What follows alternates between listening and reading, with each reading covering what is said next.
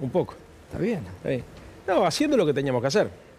Recorriendo la ciudad, hablando con todo el mundo, estudiando, siguiendo los temas, preparando el 2026 también y obviamente siguiendo los temas del Congreso. Estuvimos muy activos en la discusión por el financiamiento universitario, por el financiamiento del Garrahan. Mañana también tenemos Comisión de Economía, así que mucha labor parlamentaria, mucha labor territorial y mucha reflexión y lectura. ¿Tenía que pasar la elección de la ciudad de Buenos Aires, perder por muy poquito, casi ganando la elección, para ver que la unidad hoy es imprescindible y para que copien a la provincia de Buenos Aires, los que te hicieron la contra acá, que se unan en otros lados? Digo, ¿tenían que pasar por eso? Una elección que la podrían haber ganado en la ciudad, si no es que algunos se hubieran ido, se hubieran cortado solo, ¿no? Así como decís vos, perdimos por 2,5 puntos, que son los 2,5 puntos que sacaron la lista de Abal Medina y de Guillermo Moreno. Si le encontraron ahora la respuesta, bueno, mejor para todos. De cualquier manera, creo que la unidad que hay que construir es una unidad mucho más grande. Es una unidad con otros sectores también, hay que construir una verdadera transversalidad social, porque la verdad es que la ultraderecha en el mundo y en la Argentina también ha logrado armar una nueva transversalidad social. Pues no son solamente sectores acomodados, ¿viste? La oligarquía pampeana o la oligarquía o la burguesía industrial. Estamos hablando de gente de clase media, sectores populares. Milei aprovechó muy bien la crisis que se produjo después de la pandemia para construir una nueva transversalidad social, que corta transversalmente a todos los sectores y que incluso hay gente de distintas tradiciones políticas que termina ahí. Así que probablemente para ganar la Milei las elecciones y para construir una mayoría que pueda gobernar el país en dirección contraria a la que va Milei, haya que construir una transversalidad también mayoritaria. Leandro, estamos frente a un gobierno y frente a un proyecto que, sin ponerse colorado, inventa con inteligencia artificial lo que le hicieron a Kicillof este fin de semana, hace de la mentira una práctica constructiva, te cambian la realidad. Sí, digo, son elementos nunca antes vistos en 41 años de democracia. Bueno, eso es así, pero también es cierto que se comieron al PRO y que redefinieron el sistema de bicoaliciones que funcionaba en la Argentina. Mira, después del Pacto de Olivo desapareció el bipartidismo. La lógica peronismo-radicalismo después del Pacto de Olivo terminó. Pero dio origen después a un nuevo sistema político ordenado sobre dos grandes coaliciones, la que representaba el kirchnerismo y la que representaba el PRO, que también era una coalición social. Milei se come al PRO y también rediscute una coalición social mucho más amplia de la que tenía Mauricio Macri. Y eso hay que saberlo ver, porque es cierto lo que decís vos, pero no invalida al otro. O sea, Milei usa cualquier tipo de herramienta para poder llamar la atención en redes, para llevar agua para su propio molino, pero también es cierto que hay sectores populares, incluso muchos de ellos eran históricamente votantes tradicionales de nuestro espacio, que tomaron la decisión de abandonar el espacio político nuestro para ir hacia... Ahora, ¿por qué al campo, como decía el querido Pepe Mujica, por qué a los sectores nacionales y populares les cuesta tanto construir esto de ampliar y se convierten a veces en sesgados, fundamentalistas, cerrados? La derecha lo hace mucho más fácil. Fíjate vos lo que ha hecho Macri, se humilló, se rindió, van, ahí está, no se ponen colorados. Bueno, no sé, a ver, creo que igual hay que laburar en serio sobre un programa alternativo, creo que hay que trabajar sobre propuestas concretas, que no alcanza solamente con una unidad electoral, que hay que saber escuchar, Gustavo. A ver, a nivel nacional tenemos que escuchar a las provincias que son productoras. Productoras tanto desde el punto de vista agropecuario como desde el punto de vista industrial, porque en Córdoba, que es una provincia metalmecánica fuerte, ahí no estamos haciendo pie, en Santa Fe, que es una provincia agropecuaria, también con metalmecánica no estamos haciendo pie, hay un divorcio entre el proyecto nacional y la industria, la producción, eso hay que saberlo ver. Aparte, es increíble porque si hay un gobierno antiindustrial y antiproducción es este. Bueno, acabamos de ver, por eso las grandes empresas están perdiendo guita, son las que apoyan este gobierno, y con los gobiernos nacionales y populares ganan guita. Porque lo que está enfrente no termina de convencer. O sea, Milei hace las cosas muy mal, pero sin embargo, frente a la opinión pública y un sector del establishment, le resulta mucho más atractivo acompañar este proyecto de exclusión con todo lo que acabas de contar vos. Pero a ver, hay que salir del pensamiento dicotómico, Gustavo, y también del pensamiento mecanicista, no es una cosa o la otra. Y en segundo lugar, salir del pensamiento mecanicista de suponer que, como pasó en el 2019, cuando a Macri se le fue el apoyo popular, ese apoyo popular volvió hacia el peronismo, eso se puede volver a repetir ahora. Hay que tener cuidado porque no necesariamente puede ser así. De hecho, si vos te pones a pensar, en el 2019 estaba el recuerdo del 2015. Ahora, en el 2027, va a estar el gobierno de Alberto Fernández como recuerdo, con la pandemia, con todo lo que pasó, con la inflación. Con lo cual la situación es distinta. Lo que te quiero decir es que hay que escuchar a la sociedad, hay que escuchar a los sectores de la producción, hay que escuchar a los laburantes, hay que escuchar a la gente y articular una nueva mayoría social para construir una alternativa y una esperanza. No es mecánico, no es que te opones a Milei porque Milei es malo, porque hace inteligencia artificial y manipula la opinión pública. Todo eso está bien, pero acá lo que hay que construir es un modelo productivo, de distribución económica, que vuelva a poner el horizonte y la mente en el desarrollo económico, no alcanza con lo que estamos viendo. Todo esto que vos estás mostrando en realidad es el famoso plan de estabilización, que es un plan recesivo. Ellos van al Congreso a decir, nosotros tenemos que afianzar el ancla fiscal. Por eso no le podemos dar plata al Garrahan, no le podemos dar plata a las universidades, tenemos que cagar a los jubilados, tenemos que recortar sobre la discapacidad, cuando en realidad es una excusa, porque el verdadero plan económico es el ancla cambiaria y salarial. O sea, los tipos tienen planchado el tipo de cambio y planchado los salarios. Eso va a entrar en crisis más temprano que tarde. Ya sabemos qué va a pasar. El problema es que la sociedad tiene que identificar una propuesta alternativa que no solamente discuta cómo se distribuye, sino también cómo se crece. Las dos cosas. A eso me refiero cuando digo salir del pensamiento dicotómico. Hay que pensar cómo desarrollamos la Argentina y cómo distribuimos la riqueza. Estos tipos lo único que están pensando es cómo hacen para de acá a octubre tener el tipo de cambio planchado para tener una inflación relativamente baja que les permita ganar la elección. Hoy Alfredo Serrano Mansilla, lo que mostrábamos también, hizo un análisis que el modelo de Milei está favoreciendo al 0,0001%. Sí. Bueno, digo, pero a ver, ¿y cómo hay una sociedad que va a acompañar cuando estás excluido? Porque hay demandas materiales y hay demandas inmateriales. Entonces, por eso te digo que hay que saber escuchar. Hay que saber escuchar, Gustavo. Bueno, pero vos te recorriste los 100 barrios porteños 40 veces. Exactamente, pero creo que te la votaron gente... en contra. Bueno, a ver, votamos en contra, pero hicimos una elección estupenda. Sí, obvio que hicieron una elección estupenda, ya sé. Y además las opciones... A ver, el punto es Milei sacó 30% acá. Sí, está claro. No es que hizo una elección de 50 puntos. Y creo que, inclusive creo que hay gente que votó a Juntos por el Cambio, o al PRO en este caso, o a otra fuerza política, que también tenían diferencias con el proyecto de Milei. Lo que yo digo, a nivel nacional, la situación es mucho más compleja. ¿Por qué es más compleja? Porque está fuerte en el norte, porque como te digo, nosotros tenemos que hacer pie en las provincias que son productivas. Hay una discusión sobre la producción. Hoy está matando toda producción. Bueno, y por eso no existen ya las economías regionales. Por eso te digo que son demandas materiales e inmateriales. No alcanza con que a un empresario o que a un productor agropecuario le vaya mal para que vote o vuelva a votar al peronismo o vote una cosa distinta. Porque también hay demandas inmateriales. Lo que ocurre es que aumenta el ausentismo.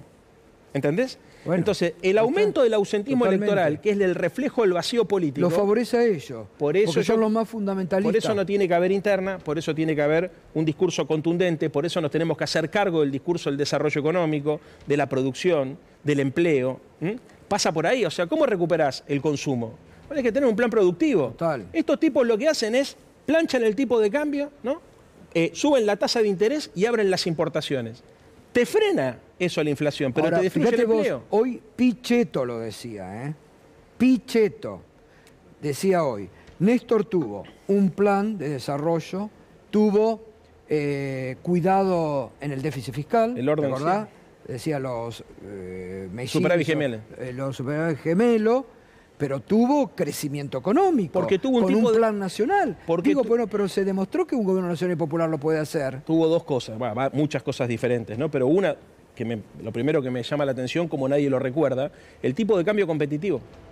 Néstor Kirchner hablaba de superávit gemelo y tipo de cambio competitivo. Y después tenía un programa de obra pública y una política contracíclica para recuperar la producción. Exacto. Entonces, hay que reconciliarse con la producción, Gustavo.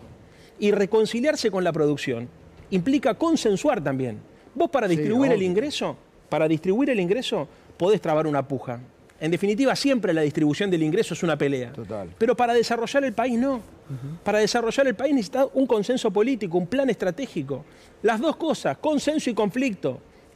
Y esto es lo que yo creo que no está presente hoy en el debate político. Cuando hablamos de un proyecto de país, hablamos de un proyecto que desde la política tiene que pensar un programa de obra pública, un programa de incentivos para la productividad, una reforma fiscal progresiva, ¿no? Y un modelo que permita, ubicar los productos de la Argentina en el mundo y regulaciones que sean, Gustavo, eficientes. La economía desregulada con la apertura comercial lo que provoca es el abuso de algunas empresas, la generación de monopolios o de oligopolios. Eso da mucho poder de mercado al poder concentrado de la economía y eso va en detrimento de los ingresos de la gente. Total. Entonces, ¿cuál es el quilombo hoy de la Argentina? El principal problema son los ingresos. Este gobierno piensa en los precios, focaliza en los precios, pero nadie está viendo los salarios y los ingresos. Pisados totalmente. Bueno, eso es lo que hay que ver. No, pensaba también, Leo, que no deja de ser un diagnóstico lo que vos haces, porque está perfecto, uno lo ha escuchado de distintos sectores, y también si hay alguien trabajando con eso, si hay alguien pensando y hablando con concretar ese plan alternativo. Sumo un dato que vos decías, un trabajo que vi de Rubicón que lo hizo Pablo Seman sobre los ausentes, el ausentismo electoral, y en general hay una insatisfacción con aquellos que votaron a Milei, pero no tienen motivación suficiente para volver a votar al peronismo. ¿Por qué? Porque son las mismas ideas y las mismas caras de alguna manera. Digo, te escucho a vos, coincido, y digo, si no es solo un diagnóstico y alguien está trabajando sobre el diagnóstico. ¿Te puedo pinchar un poquito a vos? Por supuesto. ¿Por qué no me preguntás a mí sobre qué es lo que hay que hacer? Porque si las preguntas son solamente, che, ¿cómo estás viendo las cosas? O qué impresión tenés, o qué sentimientos te atraviesan, Sí. y uno naturalmente, para no incumplir con el compromiso que tenemos acá entre entrevistador y entrevistado, te respondo lo que me preguntan. No, Sí. está bien que Cuando vos no, también pero puedas- por eso, pero yo creo, la vez pasada lo hablaba en un programa de radio, ¿no? Que me hacía, Pero digo, pero me pará. hacía una pregunta Pero parecida, pará. me decía, che, no hay alternativa, pero lo que pasa es que los medios de comunicación muchas veces están sobrediagnosticados y además hay una lógica en los medios de comunicación, no en este programa que hay tiempo para hablar y ustedes hacen un laburo de producción bárbaro que ayudaría por ahí a avanzar mucho más en la propuesta, no solamente en el diagnóstico. Pero en general los debates van en función de la descalificación personal, el título, la agresión, ¿no? Va a la chiquita. Discutamos en serio acerca de qué es lo que hay que hacer. Cuando yo te decía recién, mirá, hay que buscar incentivos para la productividad, es imposible discutir un modelo de desarrollo si no discutimos sobre la productividad. Pero digo, voy más allá de tu planteo, digo que está bien el diagnóstico. Te pregunto, ¿hay alguien en el peronismo, en Unión por la Patria, en Fuerza Patria, lo que sea, trabajando más allá del diagnóstico, diciendo, che, hay que hacer un plan alternativo con esto, Bueno, acá lo tenías Pero, a ver, Santoro. ¿vos te pensás que yo te estoy hablando de incentivos para la productividad, de una reforma No, fiscal no es así. progresiva? Pero a ver, ¿qué es un modelo de desarrollo? Un modelo de desarrollo, entre otras cosas, es pensar cómo hacemos para aumentar la productividad de la economía argentina Sí, sí. para después poder tener un programa de distribución del ingreso. Porque si nosotros no agrandamos la torta y si dejamos que solamente el crecimiento sea producto del crecimiento vegetativo de la población, que es lo que pasa ahora, o la lógica esta de serrucho que se crece en los años electorales y después se cae en los años no electorales, entonces eso es lo que genera la frustración de la sociedad argentina. Pero para discutir esto, también hay que construir los espacios. Inclusive el periodismo se tiene que animar a ser más incisivo. Incisivo para poder incluso acorralar a los entrevistados para ver cómo la ven, acerca de cuál creen que tienen que ser las herramientas, cuál es la diferencia conceptual entre ellos y Bueno, nosotros. pero, por Yo ejemplo, creo en la obra pública, creo en los incentivos a la productividad, creo en una reforma fiscal progresiva, creo que la economía necesita regulaciones eficientes, creo que el Estado tiene que tener un programa de desarrollo que invierta en la gente y para eso hay que invertir en la ciencia y la tecnología. Creo que hay modelos para imaginar, hay modelos también para inspirarse. Esos modelos siempre han planteado la necesidad de construir consensos Por políticos. ejemplo, ¿qué modelo para inspirarse? Y a ver, hay un modelo que nosotros hemos hablado mucho, que es el de Israel de 1985.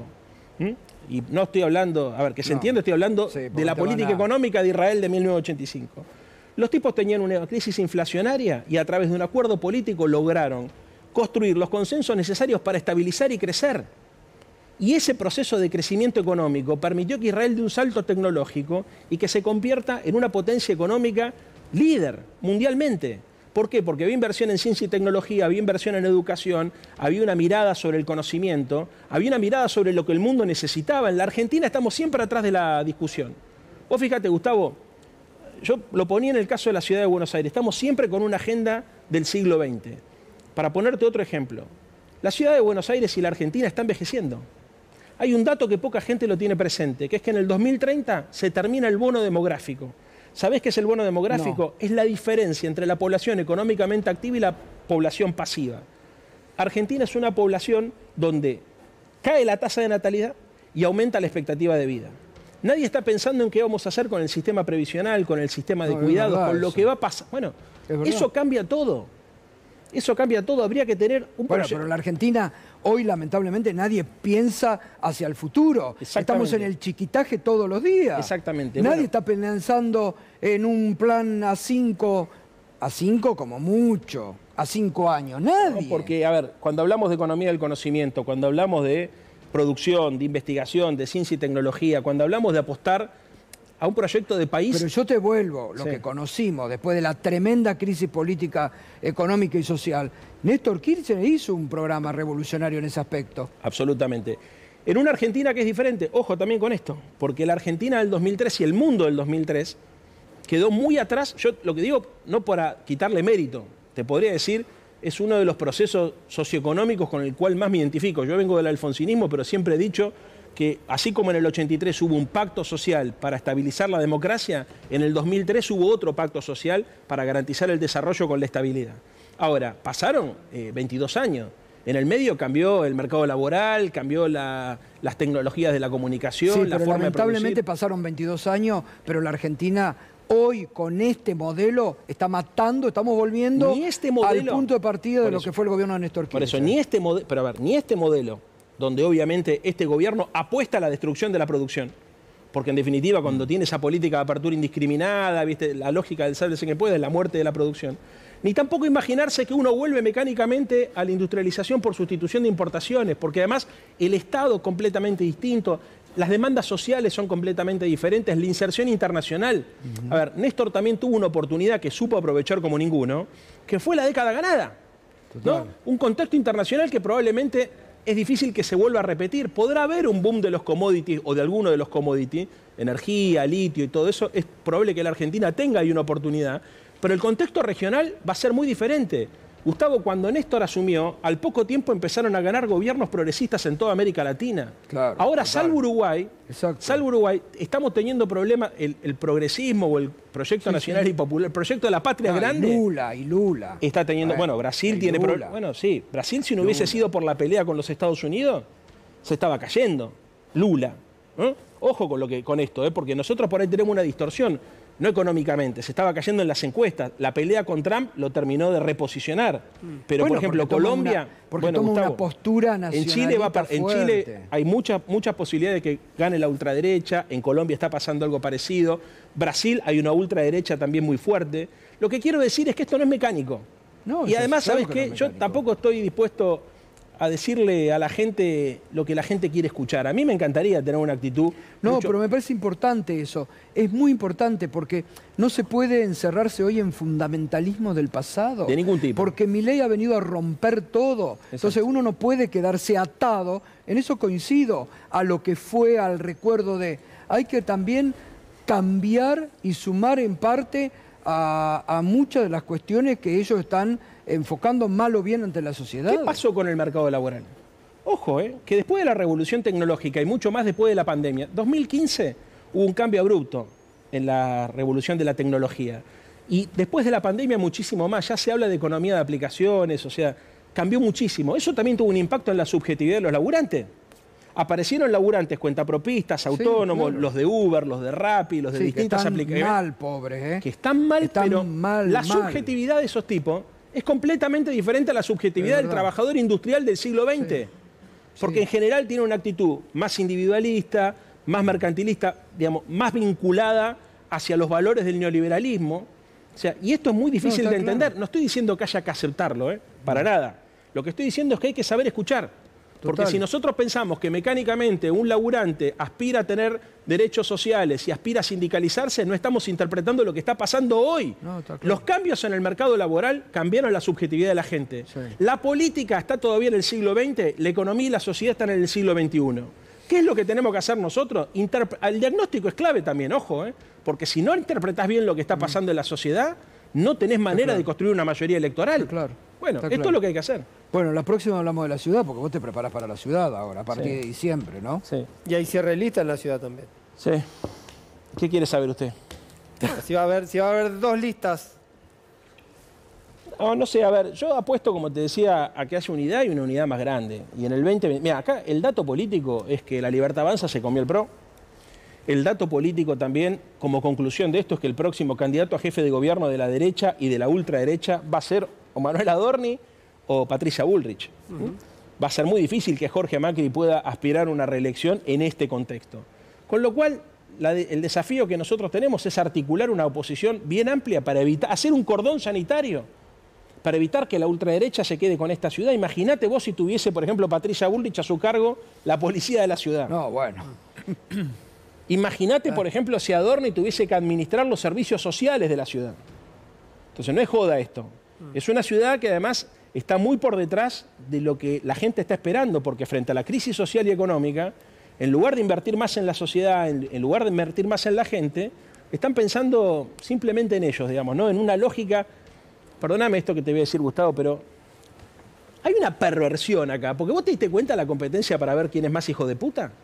Lo que pasó 2 días antes del cierre de lista, las autoridades del gobierno de la ciudad salieron a decir que la gente gustaba hurgar en la basura. Parece que para cerrar el acuerdo político tenían que volverse más perversos. Más perversos. O sea, gustan hurgar en la basura. Para el que gusta hurgar en la basura, sepa que le vamos a cobrar una multa. Sí, increíble. Es un delirio. ¿Quién se la va a pagar? ¿Quién se la va a pagar? Y además, hermano, por favor. O sea, yo entiendo que quieras hacer los deberes para que te acepten los de la Libertad Avanza, pero me parece que te estás perdiendo de vista la ciudad que estás gobernando. La ciudad de Buenos Aires es una ciudad que con todas sus contradicciones ha demostrado siempre un alto nivel de solidaridad. Es verdad. Y un alto nivel también de sensibilidad social. Yo he visto que incluso votantes tradicionales del PRO salieron a decir, muchachos, estos se están zarpando, ¿no? Bueno, no quiero que naturalicemos esa desigualdad, Gustavo, por eso es importante construir una alternativa. Total. ¿No? Bueno, gracias como siempre, Leandro.